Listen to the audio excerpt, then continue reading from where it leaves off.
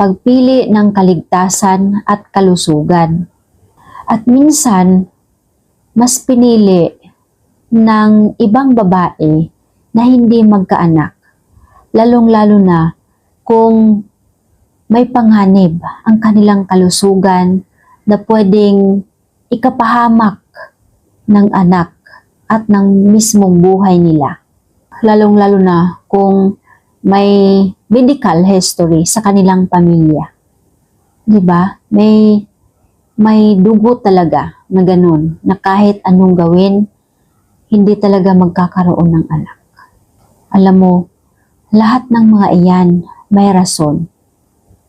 May rason, may purpose ang Panginoon.